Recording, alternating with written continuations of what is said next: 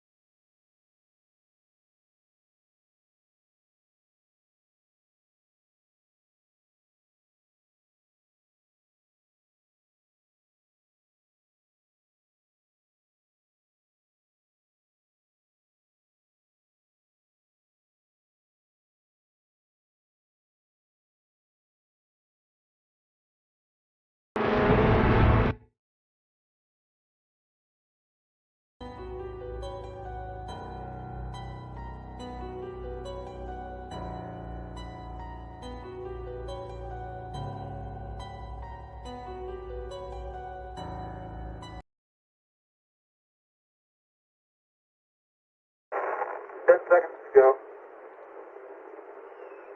4. Theater, pitch over. 64, yeah, pitch over. Right down. There it is. Right on the money. Let's see how many today. LCD 41. Okay. That is 41. Beautiful. Right out the window, just like outstanding. Great. Okay, there's Houston. You're go for landing. Thank you, sir. Great job. Back next. Okay, you're out of 3,000 now, 75 feet a second. Okay, right out the gate. Okay, up here. Houston, I'm on half. Roger, Ed. Okay, 2,000, 48 feet. Coming down a little fast. Unclick left. 2,050 feet a second, a little bit fast, but not bad. Okay. Out. Okay, 1,500. Little fast, not bad. Coming in well. LPD 40 out. Okay. Coming through 1,000 feet. 27 feet, right on schedule. Right on schedule now. One back home crater right outside to my right. Okay, the best spot is full south track, about halfway between triplet and doublet. Full south track.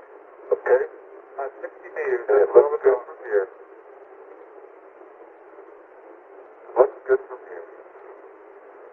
Okay, I'll get through 550 feet. Okay.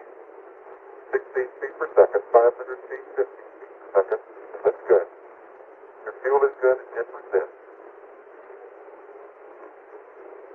Okay, let's take it over and move on. Okay. Yeah, I think so. You're through 320. On a half roll. Okay. Okay, I give it a few clicks. You're through 200 feet. 5 feet per second. That looks good. No metal here. 9% fuel looks great. Okay, looks like you're going right over the middle of triplet. 170 feet out, feet per second down, 8% fuel. You're looking good. Okay, babe. Okay, 170 feet is holding.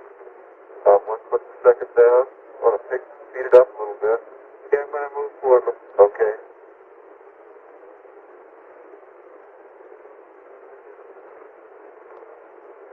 Okay, 7% fuel. Okay, you're still at 170 feet indicated. Back down. Okay, forward. You're just barely crossing north triplet. Barely crossing north triplet. 6% fuel, okay. 150 feet. Your seat at 20, right? Okay. Low level. All right. If you could land over here, there's some dust now. 110 feet. 3 feet per second down. Great. Rapid movement. 6%. There's good dust. You're on your own. Start now. Start now. Okay.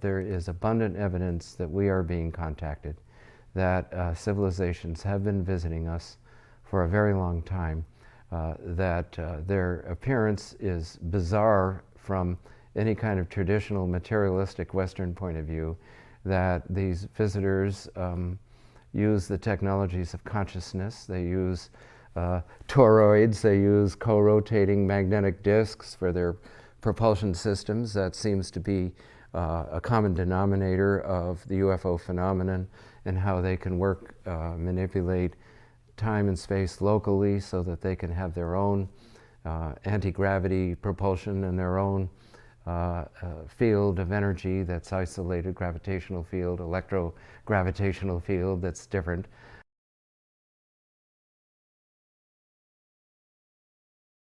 But there is another side to Cooper's lifetime in aviation, one that for years he would only discuss with close friends, until now.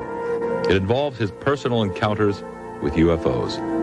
For him, it began in 1951 while flying in Europe for the U.S. Air Force. There, Cooper and other pilots witnessed an incident that has never been officially explained. A vast armada of UFOs flying in formation at extremely high altitudes. Recently, Yolanda Gaskin spoke with Gordon Cooper. In this exclusive interview, Colonel Cooper spoke for the first time on television about his encounters with UFOs. I've read about this incident you had in 1951, and you said you saw literally hundreds of unidentifiable flying objects. Yes, they were flying quite high. How high we couldn't tell because we couldn't get anywhere near their altitude. But they were either very large craft way up or smaller craft still well above what we could get to. For a day and a half, all of this happened. But then no one wanted to talk about it. Well, we sent a report forward on it, and the answer that finally came back months later was they were probably high-flying seed pods, which didn't sound very logical. There are always a lot of excuses. There's always weather balloons. I've heard that one before. Oh, yeah. In 1951, you couldn't even get close to the things that were flying overhead. You or anyone else that was flying. They were faster, higher.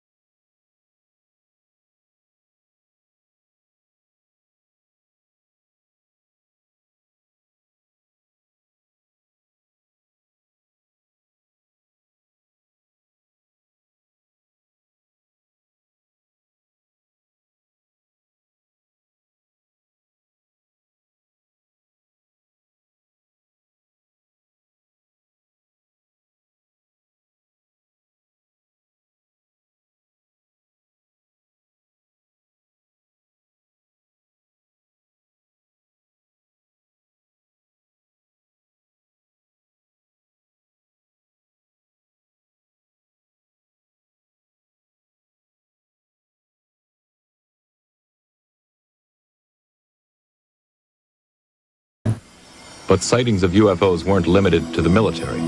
Cooper has commercial airline colleagues who've also seen UFOs. Yes, a friend of mine who's a captain on a major airline, at night was flying along, noticed this, suddenly a big glow came off his left wing, and he looked out and this big saucer was sitting right off their wing. And so he turned, slide toward, and it moved away, and turned back, and it moved back in position, and turned to his co-pilot and said, do you see what I see? And he said, oh, God, yeah, I do. And it trailed along with him for quite a period of time, then tipped up, climbed very steeply away.